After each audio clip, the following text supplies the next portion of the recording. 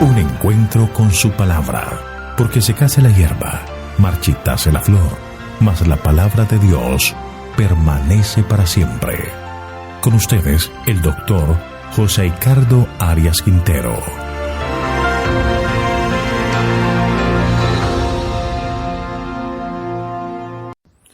Hoy vamos a estudiar segundo libro de Crónicas, capítulo 17, Reinado de Josafat.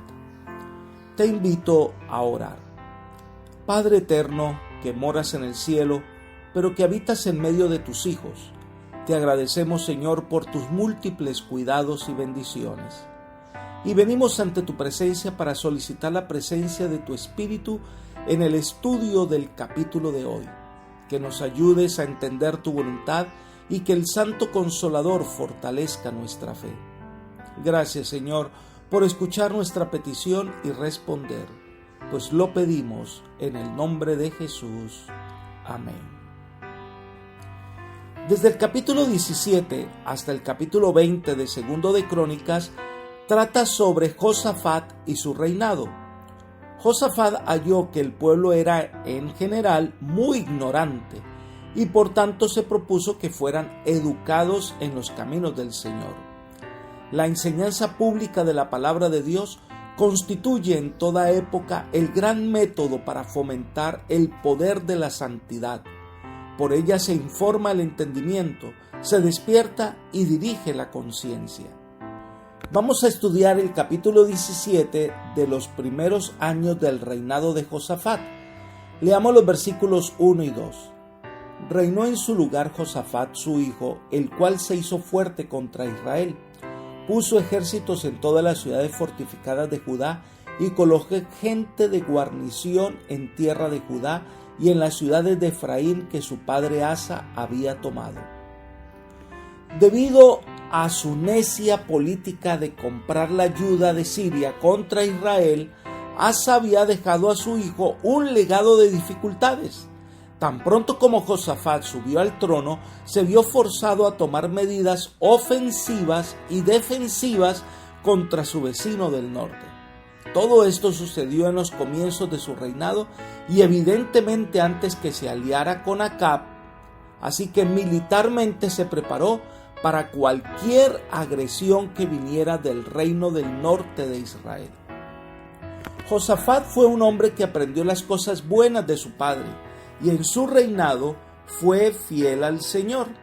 Leamos los versículos 3 al 6. Jehová estuvo con Josafat porque anduvo por los caminos que anteriormente había seguido David su padre. No buscó a los Baales, sino que buscó al Dios de su padre y anduvo en sus mandamientos, no según las obras de Israel. Por tanto, Jehová confirmó el reino en sus manos. Todo Judá traía a Josafat presentes y tuvo riquezas y gloria en abundancia. Se animó su corazón en los caminos de Jehová y quitó los lugares altos y las imágenes de acera de en medio de Judá. La mayor satisfacción y el máximo gozo que puede experimentar una persona es sentir la presencia del Señor. Josafat y la nación recibieron bendiciones materiales y espirituales como resultado de la presencia del Señor y de su bendición. Josafat imitó a David y a su padre Asa cuando los primeros caminos de ellos, tanto David como Asa, fueron mejores que sus últimos años. Asa fue un rey que en un comienzo fue fiel al Señor, y eso fue lo que hizo Josafat.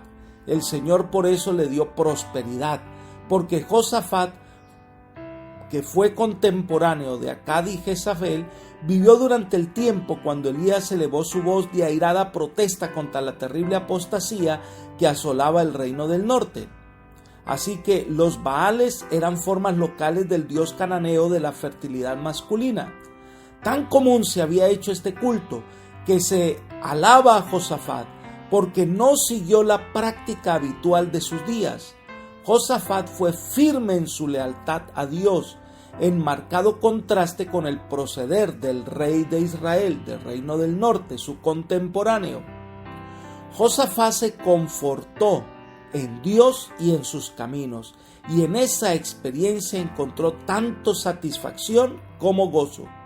Animado por esa sensación del favor divino que descansaba sobre él, se dispuso a efectuar las mayores reformas espirituales y animar a su pueblo para que caminara por la senda del Señor.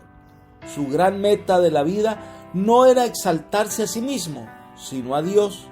Eliminó toda adoración a los Baales, a Astarte, todo lo que tenía que ver con imágenes idolátricas, y también los lugares altos que eran para el culto idolátrico los eliminó. Pero al parecer, algunos de estos lugares dedicados al culto al Señor Jehová, pues permanecieron. Entonces Josafat procura que la gente sea instruida en la ley de Dios. Leamos los versículos 7 al 9 de este impresionante capítulo. Al tercer año de su reinado envió a sus príncipes Ben-Jail, Abdías, Zacarías, Natanael y Micaías para que enseñaran en las ciudades de Judá. Con ellos envió a los levitas Semaías, Netanías, Zebadías, Asael, Semiramot, Jonatán, Adonías, Tobías, Tobadonías, y también a los sacerdotes Elisama y Joram, los cuales enseñaron en Judá llevando consigo el libro de la ley de Jehová, y recorrieron todas las ciudades de Judá enseñando al pueblo. Josafat veía la necesidad de que la gente fuera instruida en el mensaje que Dios había confiado a Moisés. El rey envió a los príncipes a diversos lugares del país y les indicó que hicieran los arreglos necesarios para la instrucción del pueblo.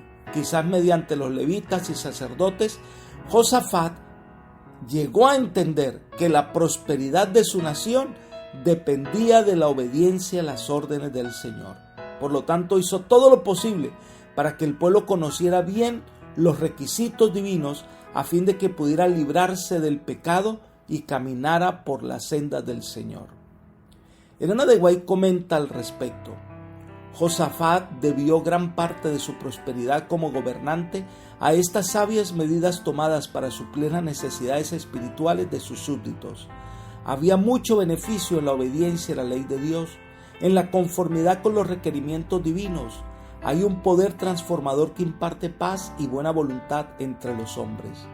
Si las enseñanzas de la palabra de Dios ejercían una influencia dominadora en la vida de cada hombre y mujer, y los corazones y las mentes fuesen sometidas a su poder refrenador, los males que ahora existen en la vida nacional y social no hallarían cabida. De todo hogar emanaría una influencia que haría a los hombres y mujeres fuertes en percepción espiritual y en poder moral, y así naciones e individuos serían colocados en un terreno ventajoso. Libro Profetas y Reyes, página 143. Josafat no tomó las cosas a medias. Los sacerdotes fueron enviados por todo el país con la misión de instruir al pueblo en la ley del Señor y en los caminos de rectitud. Y el resultado de los fervientes esfuerzos del rey en favor de su pueblo fue un despertar espiritual en todas partes de la nación. Se convirtió en uno de los grandes reyes reformadores de Judá. Aún las naciones se dieron cuenta del poder que venía de un reinado bajo la dirección del Señor, y esa lealtad a Dios fue reconocida por ellos. Leamos los versículos 10 y 11. El terror de Jehová cayó sobre todos los reinos de las tierras que estaban alrededor de Judá, de manera que no osaron hacer guerra contra Josafat. Los filisteos traían presentes y tributos de plata a Josafat. Los árabes también le trajeron ganados, 7,700 carneros y 7,700 machos cabríos. De alguna manera, las naciones se dieron cuenta que eran en vano pelear contra Judá cuando éste era fiel al Dios del cielo, y decidieron hacer dos cosas: no hacer guerra contra Judá y, en segundo lugar, ser tributarios de Josafat. Esto incluía a los filisteos y algunas de las tribus que vivían en la parte norte del desierto de Arabia, al este de Judá. Se convirtieron en tributarios de Josafat y pagaban fielmente todo lo que debían al rey de Judá. Esto demuestra que Israel volvía a estar en el centro de la mirada de todos. El reino de Josafat fue prosperado grandemente. Leamos los versículos 12 al 19. Iba pues Josafat engrandeciéndose mucho, edificó en Judá fortalezas y ciudades de aprovisionamiento, llevó a cabo muchas obras en las ciudades de Judá y tuvo hombres de guerra muy valientes en Jerusalén. Este es el número de ellos según sus casas paternas.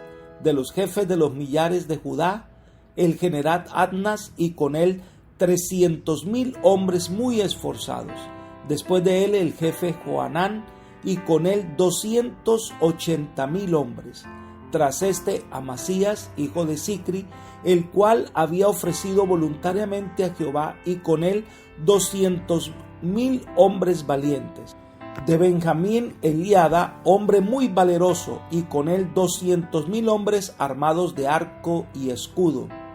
Tras este Josabat, y con él 180,000 dispuestos para la guerra. Estos eran siervos del rey, sin contar los que el rey había puesto en las ciudades fortificadas en todo Judá. Debido a que Josafat siguió fielmente en sus caminos, el Señor lo acompañó y lo bendijo e hizo que avanzara de fortaleza en fortaleza. Además de edificar y embellecer el territorio de Judá, Josafat tuvo un reinado de paz. Pero esto no le impidió organizar las fuerzas de Israel para cualquier emergencia. Organizó sus hombres de acuerdo a sus casas paternas. Los hombres fueron enrolados de acuerdo con sus familias o clanes. De este modo, los que tenían el mismo linaje luchaban lado a lado con sus parientes. De acuerdo a las cantidades otorgadas por cada una de estas familias y la manera en que organizó su ejército, la suma total fue de 1,160,000 al servicio del rey, además de los que estaban en las ciudades fortificadas de Judá. Una de las conclusiones que llegan los comentadores era que no era necesario que todos estuvieran enlistados, pero era la cantidad de personas de las que tenían edad y estaban preparados para la guerra. De esta manera, el reino de Josafat se fortalecía por todos los frentes y el secreto de esa prosperidad radicaba en su deseo de servir al Señor de corazón. Apreciados amigos y hermanos, la mejor elección que podemos hacer es servir al Señor de corazón, es aprender de Él cada día, rendirnos a su dirección y dejar que Él tome el control de nuestra existencia. Y el Señor está listo en manifestar su amor y cuidado por nosotros. Que el Señor hoy te bendiga y te guíe por sendas de paz. Es mi oración. Amén.